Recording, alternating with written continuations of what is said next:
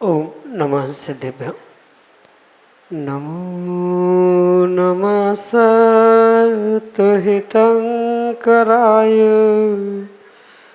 वीराय भव्याम्बुजभास्कराय अनंतलोकाय सुरार्चिताय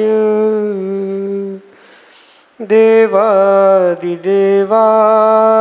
नमो जिनाय देवादिदेवाय नमो जिनाय। पंच परमेष्टि भगवान की परम पूज्य आचार्य भगवंत गुरुवर विशुद्ध सागर जी मुनि महाराज की परम पूज्य मुनि श्री सुप्रभ सागर जी महाराज की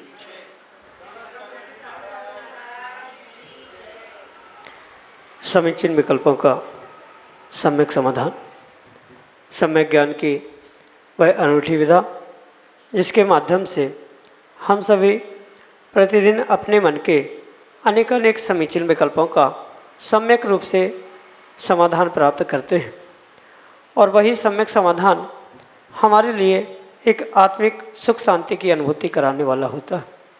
ऐसे वह आत्मकल्याण की अनूठी विधा आप भी जुड़ सकते हैं, भेज सकते हैं अपना समीचीन विकल्प और परम पूज्य मुनिश्री से आगम के परिप्रेक्ष्य में उसका प्राप्त कर सकते सम्यक समाधान। प्रारंभ करते हैं और आज के पहले विकल्प के लिए आष्टा मध्य प्रदेश से डॉक्टर मगन जैन, श्रीमती चंदा जैन महाराज श्री के चरणों में बारंबार नमोस्तु निवेदित करते हुए अपना समीचीन प्रश्न रख रहे हैं कि महाराज जी क्या जाति अनादिकालीन है?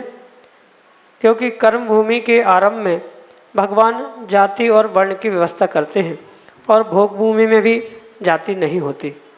हमारे समीचीन विकल्प का सम्यक समाधान करने की अनुकंपा करें। नमोस्तु महाराज जी, नमोस्तु। ओम नमः सिद्धम। परम पूज्य आचार्य भगवान गुरुवर विशुद्ध सागर जी महाराज की जय। परम पूज्य मुनि श्री सुप्रभ सागर जी महाराज जी की। जाति अनादि है भी और नहीं भी। अगर जाति को हम आगम के परिप्रेक्ष्य में दोनों अपेक्षाओं से समझें तो कथनचित जाति अनादि है भी और नहीं। जब कुलकर या तीर्थंकर आदि जब भोग भूमि के उपरांत कर्म भूमि की व्यवस्था प्राप्त होती है तब जिन जाति वर्ण आदि की व्यवस्थाएं बनाते हैं वह तो सादी है, यानी प्रारंभ होकर अंत होने वाली है। पर कर्णानियों के सिद्धांतों की अपेक्षा से जो जाति कही जाती है अर्थात एक इंद्रिय, दो इंद्रिय, तीन इंद्रिय, चार इंद्रिय और पंचेंद्रिय, ये पांचों जातियाँ अनादि से थी, है और अनंत काल तक रहने वाली है। इस अपेक्षा से जो कर्णानियों के सिद्धांत की अपेक्षा से कही जाती है वह तो अनादि है ही, पर जो कर्म भूमि की व्यवस्था जन्य उन जातियों को या वर्णों को बनाया जाता है प्रत्येक कर्म भूमि के प्रारंभ के काल में, तो वह तो अनादि नहीं है, वह तो सादी ही कहलाती है। पर जाति दोनों शब्द समान हैं तो इसलिए वह जो कर्णानियों की अपेक्षा से एकेंद्रीय आदि जाति कही जाती है वह तो अनादि है। पर जो वर्तमान में जाति वर्ण आदि आदि भेद दिख रहे हैं ये सभी इस कर्म भूमि के प्रारंभ में ही होते हैं। इसका किसी प्रकार से अनादिपना प्राप्त नहीं होता। प्रत्येक कर्मभूमि के प्रारंभ में ये व्यवस्थाएं प्रारंभ होती है, पुनः जैसे ही उसका लोप होता है ये समाप्त हो जाती है, पुनः प्रारंभ होती है। तो इस अपेक्षा से तो वह सादी है, पर कर्णानियों की अपेक्षा से एकेंद्रीय आदि के भेद से वह जाति अनादि ही होती है। यही आपके लिए सम्यक समझ। ऋषिनगर उज्जैन मध्य प्रदेश से श्रीमती भारती जैन अगले समीचीन विकल्प के लिए। बार नमोस्तु नमोस्तु नमोस्तु भगवान। यदि हम कुछ नियम लेते हैं तो वो देव शास्त्र गुरु के सामने ही लेना चाहिए कि सो कॉल्ड पंडितों के पास भी लेना चाहिए? महाराज जी कृपया इसका समीचीन विकल्प समीचीन समाधान करें। नियम जब भी लिया जाता है वह कायदे से देव शास्त्र गुरु के साक्षी पूर्वक ही लिया जाता है, और इसमें भी अगर विशेषता को प्राप्त करना है और आगम के प्रमाण को समझना है तो यही सत्यता है कि नियम बुद्धिपूर्वक गुरु के सामने ही लिया जाता है, क्योंकि भगवान और जिनवाणी मात्र उदासीन निमित्त है। वे कभी आपकी अनुकूलता प्रतिकूलता या अंतरंग बहिरंग स्थिति को समझते हुए ये नियम लेना चाहिए नहीं लेना चाहिए, इसमें ये सुधार होना चाहिए, ऐसा सूचना या ऐसा कार्य वे प्रभु यानी गुरु के अलावा देव और शास्त्र नहीं कर पाते। इसलिए कायदा तो यही है कि जब भी नियम लेना चाहिए, और अगर कोई विशेष नियम है तो वो तो बुद्धिपूर्वक गुरु के सामने फल चढ़ा के हुए ही कायोत्सर करके ही लेना चाहिए, यही आगम प्रमाण प्राप्त होता है। जब गुरु के अलावा प्रभु और जिनवाणी के सामने भी बड़े बड़े नियम मन से नहीं लिए जाते तो फिर सो कॉल्ड विद्वान, सो कॉल्ड पंडित, सो कॉल्ड ज्ञानियों के सामने आप किस प्रकार से नियम ले सकते हैं? ले उसमें कोई पाप नहीं है, पर जो पुण्य आपको गुरु साक्षी पूर्वक नियम लेने में मिलेगा वह किसी अन्य व्यक्ति के सामने लेने से कभी भी नहीं मिल सकता, क्योंकि जिसको बोध ही नहीं है नियम संकल्प क्या है, ऐसे व्यक्ति से आप नियम ले रहे हैं तो नियम का फल क्या मिल सकता है? क्योंकि ये उक्ति जगत प्रसिद्ध है कि जिसके पास जो होता है वो वही देता है, जिसके पास असंयम है वह असंयम ही देगा, और उस असंयमी के पास पहुंचकर आपने नियम संकल्प लिया है तो उसका फल भी शायद वैसा ही मिलता है। और आज अधिकांश जितने भी नियम टूटते हुए या तोड़ते हुए देखने में आ रहे हैं ये इसी कारण से होता है, हमने थोड़ी भगवान के सामने ले लिया, हमने गुरु से बताया नहीं था, किसी को बताया नहीं है, वो तो मन का विषय है, ले लेंगे प्रायश्चित, या किसी व्यक्ति से ही लिया है, अभी भगवान को थोड़ी पता है, आदि बहुत सारे बहाने उसमें छूट के रूप में मिल सकते हैं। इसलिए कायदे से गुरु के पास और गुरु उपलब्ध नहीं है, छोटा सा नियम लेना ही है तो प्रभु और जिनवाणी के सामने भी आप नियम ले सकते हैं, पर किसी श्रावक के सामने, बुजुर्गों के सामने, ज्ञानियों के सामने नियम लेने का आपको वह विशेष फल नियम संकल्प के रूप में कभी भी प्राप्त नहीं हो सकता। यही आपके लिए सम्यक समझ। निर्मल कुमार सेठी ऋषिनगर उज्जैन मध्य प्रदेश से अगले समीचीन विकल्प। नमस्ते महाराज जी, कोई हमारे प्रति सद्भावना तथा एहसान करता है तो हमसे उसके प्रति दुआएं निकलती हैं, यहाँ तक कि एक मेरी उम्र भी उसे लग जाए। ऐसा ही हमारे प्रति कोई दुर्भावना रखकर बुरा करता है तो न चाहते हुए भी दुख होता है, तो क्या बद्दुआएं भी लगती है? कृपया मेरी समीचीन शंका का समाधान करने की पाकर। नमस्ते महाराज जी, नमस्ते नमस्ते। दुआएं बद्दुआएं निकलना ये तो फिर भी प्राप्त क्रियाओं के निमित्त से देखने में आता है, पर किसी की दुआएं, किसी की बद्दुआओं से सामने वाले व्यक्ति का अच्छा हो बुरा हो ये नियत नहीं है।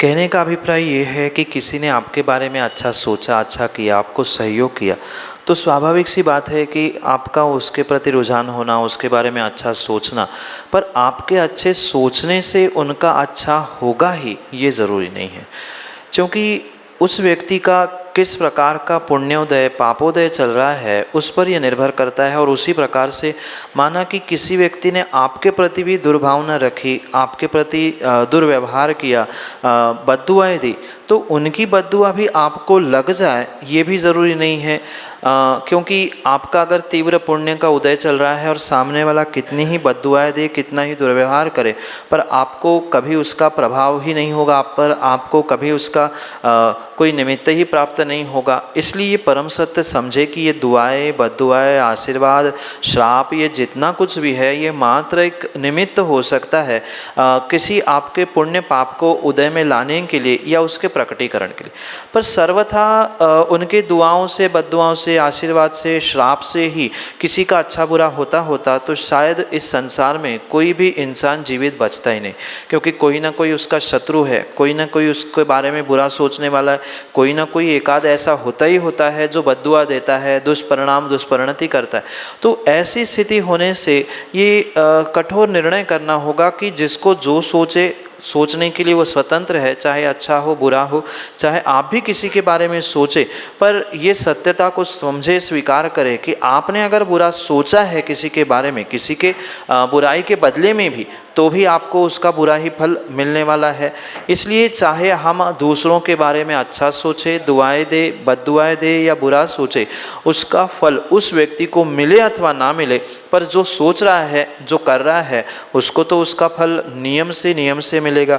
इसलिए मेरा तो यही कहना है कि भले ही सामने वाला कितने ही दुर्व्यवहार आपके प्रति करे, दुर्भावनाएं भी रखे, पर आप उसको किसी भी प्रकार से उसके बारे में बुरा सोचना या सहजता से बद्दुआएं निकालना, ये प्रयास ना होने दे, तो ही आप आने वाले दुखों से बच सकते हो। अन्यथा जो अनादि से यही चल रहा है, उसी से पुनः संसार बढ़ता जाएगा। इसलिए अपने आप को इन विपरीत परिस्थितियों भी रोकने का प्रयास करना होगा और ये सत्यता को समझे, आपके अच्छा या बुरा सोचने से सामने वाले का अच्छा बुरा नहीं होता, पर अपना व्यक्तिगत अच्छा बुरा होता है। इसलिए अपने अच्छे बुरे के बारे में सोचते हुए हम दूसरे के बारे में भी अच्छा सोचने का प्रयास करें, क्योंकि कई सारे दृष्टांत हो सकते हैं। आप धूप घट में जलता हुआ कोयला उठा के रखोगे या किसी पर फेंकोगे तो सीधी सी बात है हाथ जलेगा, और वही आप धूप को हाथ से उठा के डालोगे, हाथ भले ही कुछ नहीं दिख रहा हाथ में,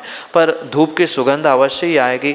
ऐसी ही स्थिति यहाँ पर है। दूसरे के बारे में सद्भावना, अच्छा विचार, अच्छे व्यवहार करने से हमारा अच्छा होगा, हमारा पुण्य होगा। तो क्योंकि भावना से ही, दूसरों के बारे में अच्छा सोचने से ही साता वेदनी का आश्रय होता है, और बुरा सोचने से असाता का होता है। जीव का जैसा पुण्य पाप का उदय आश्रय बंध चल रहा है, वैसा ही उसके साथ कार्य होगा।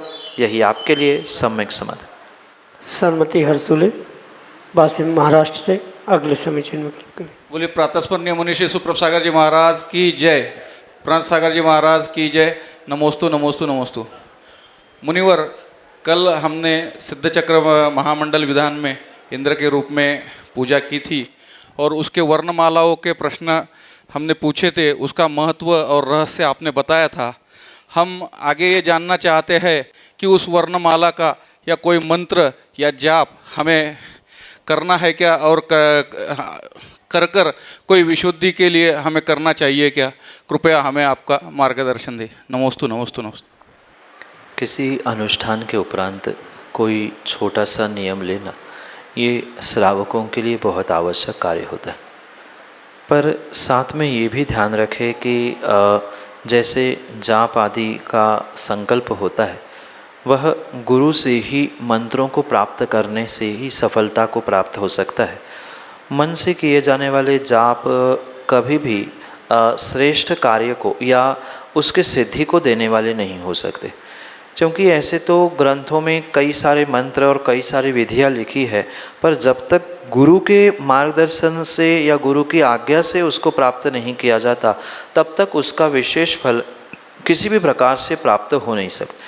इसलिए जैसे आपने सिद्ध चक्र मंडल विधान में आराधना की और प्रश्न के उत्तर में भी आपने जो बीजाक्षरों के विषय में समझा था, वहाँ भी ये स्पष्ट समझे कि भले ही आपको वो बीजाक्षर मंत्र कोई भी कितना अच्छा लगा हो, पर गुरु की आज्ञा के अभाव में उस मंत्रों की आराधना करना बिल्कुल भी उचित नहीं है।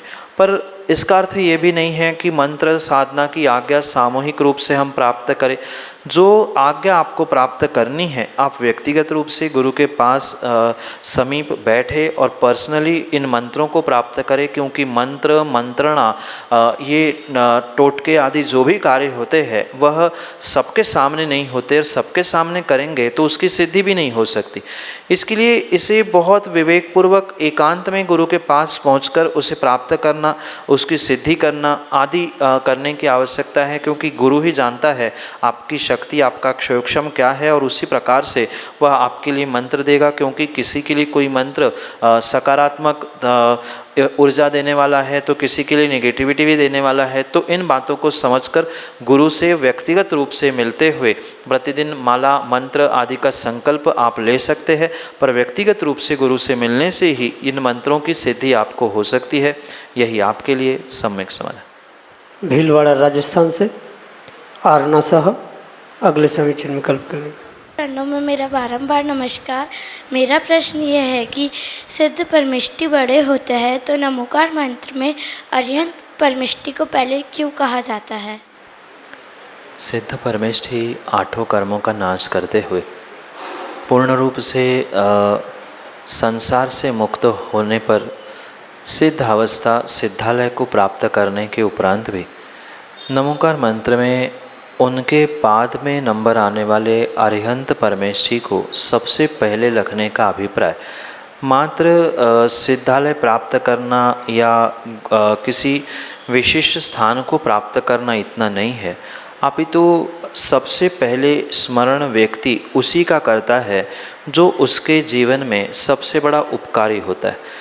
भले ही उम्र में धन दौलत में अन्य भी कोई व्यक्ति घर परिवार में या समाज में बड़ा क्यों ना हो, पर छोटे से व्यक्ति ने अगर उपकार भी किया है तो उसी उपकार की याद करते हुए व्यक्ति उसको सबसे पहले याद करता है।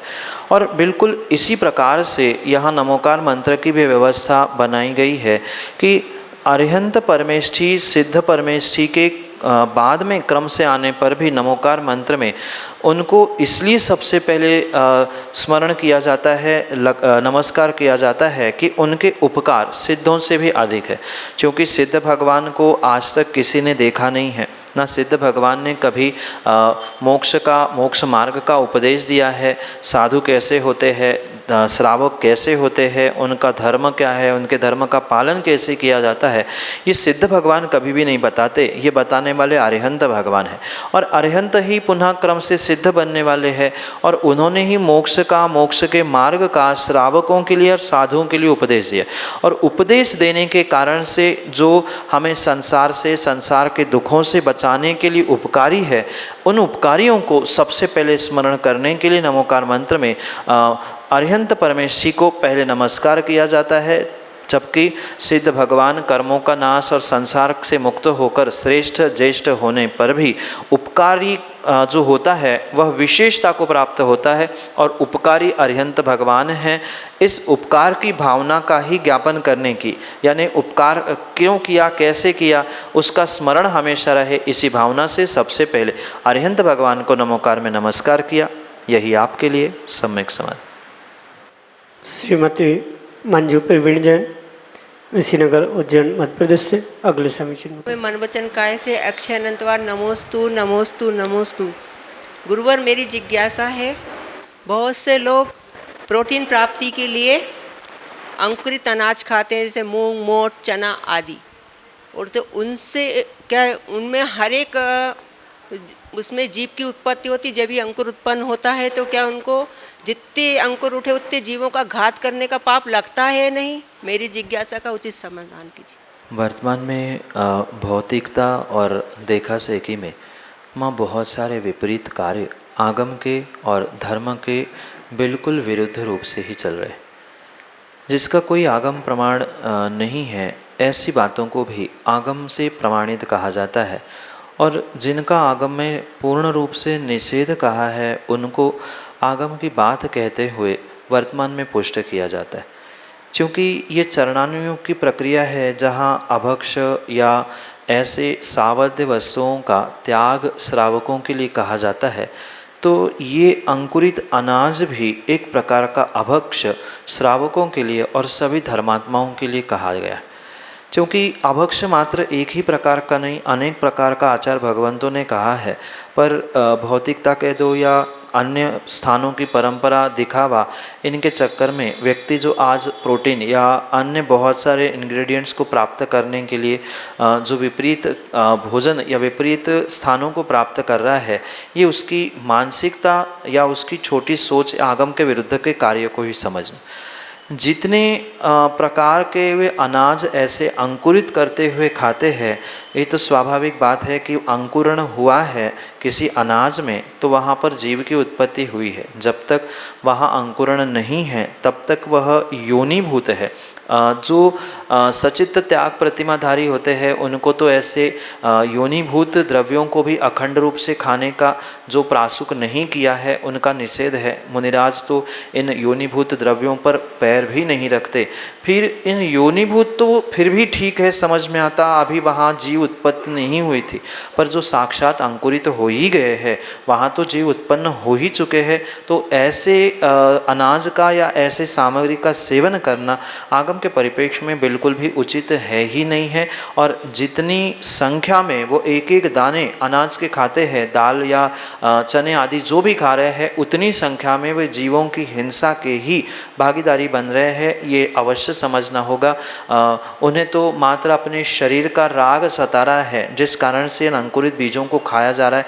और वर्तमान में बहुत सारे स्थानों पर ये भी कार्य देखने में आता है। हरी घास पर चलने से आँखों की रोशनी ठीक होती है, अंकुरण खाने से प्रोटीन्स मिलता है, और भी ऐसे अभक्ष्य सामग्री सुबह सुबह ठेलों पर आजकल बिकने लगी है जिसके सेवन से व्यक्ति अपने आप को तंदुरुस्त करना चाहता है या अपने आप को मानता है। तो ये आगम के बाह्य है, अभक्ष्य है। जितनी संख्या में वह अनाज अंकुरित खाएगा उतनी संख्या में वो जीवों की हिंसा का ही दोष प्राप्त करेगा। यही आपके लिए सम्यक समाधि। गुलाबचंद साहब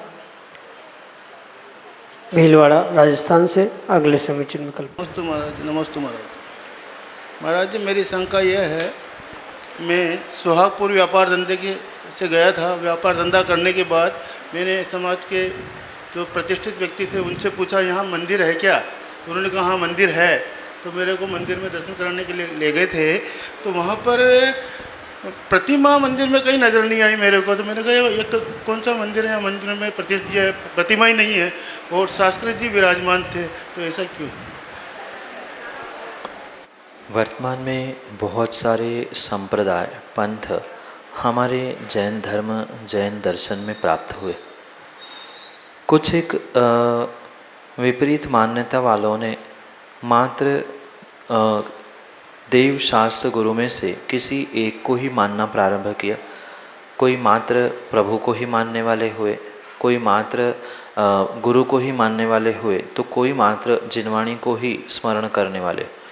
उनमें से ही शायद वह आप जिस मंदिर में पहुँचे थे वह ऐसा ही संप्रदाय का, जिसे तारणपंथी मंदिर कहा जाता है, ऐसा कोई वह चैत्यालय होगा जहाँ मात्र जिनवाणी की ही पूजा की जाती है। तारण एक व्यक्ति हुए जिन्होंने उनकी स्वयं की कुछ कारणों को या निमित्तों को प्राप्त करते हुए उन्होंने इस संप्रदाय को तारण पंथ को प्रारंभ किया, जहाँ उन्होंने वर्तमान में गुरु और भगवान का निषेध करते हुए आगम को ही, जिनवाणी को ही गुरु और भगवान की तुलना का समकक्ष रखते हुए उनको पूजने का विशेष आग्रह, या ऐसा कह दो उनको पूजने की ये आज्ञा प्रदान की, जिसके कारण से ये आपको वहाँ व्यवस्था दिखी होगी। उन्होंने अपने 16 ग्रंथ लिखे जो कि तारण स्वामी के द्वारा कृत ऐसा कहा जाता है। तो उन्होंने उन 16 ग्रंथों को लिखा और उससे ही, जैसे अन्य स्थानों में भी आप देखते हैं ग्रंथों को ही गुरु साहब कह के पुकारा जाता है, ऐसे ही उनको ही गुरु और उनको ही प्रभु मानने की परंपरा भी उन तारणपंथियों के अपने ही कुछ समुदायों के भीतर देखने में आती है। कहीं ना कहीं आप उन्हीं के उस चैत्यालय मंदिर में पहुँचे होंगे, इस कारण से आपको वहाँ कोई प्रतिमा, गुरु की फोटो, तस्वीर आदि नहीं मिला होगा। ये चैत्यालय उन के अनुसार, यानी तारण स्वामी के अनुसार उनकी यह मान्यता, वे 16 ग्रंथों को ही पूजते हैं। वहाँ कोई द्रव्य नहीं चढ़ती, मात्र आरती, वेदी प्रतिष्ठा आदि ही कार्यक्रम वहाँ होते हैं। स्वाध्याय की मुख्यतः वहाँ होती है, भगवान की प्रतिमा या अन्य कोई वहाँ पर कार्य नहीं होते, क्योंकि जो आगम की गाथा है, जीर्ण बिंबम नाणमयम, इस प्रकार की गाथा का वह कहीं न कहीं एकांत प्राप्त करते हुए उन्होंने ज्ञान को ही जिन बिंब मानते हुए वह ज्ञान को ग्रंथों को ही देवशास्त्र गुरु समकक्ष रखते हुए उसकी पूजा करना प्रारंभ किया और आप उसी कही चैत्यालय में पहुंचने के कारण से आपको वैसा वहाँ पर दृश्य दिखा होगा। यही आपके लिए सम्यक समाधान। दियान जैन उज्जैन मध्य प्रदेश से अगले समीचन में। जी नमोस्तु महाराज जी। हम मंदिर जी में ही मान स्तंभ क्यों बनाते हैं, कहीं और नहीं बना सकते? नमोस्तु। मानस्तंभ मंदिर का ही एक अविभाज्य अंग है। अकेला मानस्तंभ आगम के परिप्रेक्ष्य में कहीं भी कभी भी होता ही नहीं। जहाँ मंदिर होता है, मंदिर के सामने ही प्रवेश द्वार के पहले वह मानस्तंभ की व्यवस्था होती है। क्योंकि मंदिर को समोषण का रूप माना जाता है और समोषण में चारों दिशाओं में 4 मानस्तंभ हुआ करते हैं, क्योंकि भगवान के 4 मुख वहाँ प्रकट होते हैं, 4 द्वार होते हैं। पर मंदिर जी में एक ही प्रवेश द्वार होने के कारण से मुख्यतः से मंदिर जी में और मंदिर जी के सामने ही मानस्तंभ बनाने की परंपरा एक मंदिर का अविभाज्य अंग होने से ही बनाया जाता है। अलग से मानस्तंभ बनाने का कहीं भी कोई औचित्य ही नहीं है, क्योंकि मंदिर का ही एक पार्ट वह मानस्तंभ माना जाता है। बिना मानस्तंभ का मंदिर पूर्ण नहीं है और बिना मंदिर का मानस्तंभ भी पूर्ण नहीं है। इसलिए ये मानस्तंभ और मंदिर इन दोनों का जो भी निर्माण होता है जोड़ी से एक साथ आगे पीछे सही पर पूर्णता को तभी प्राप्त होता है जब दोनों एक साथ होते हैं। यही आपके लिए सम्यक समाधान।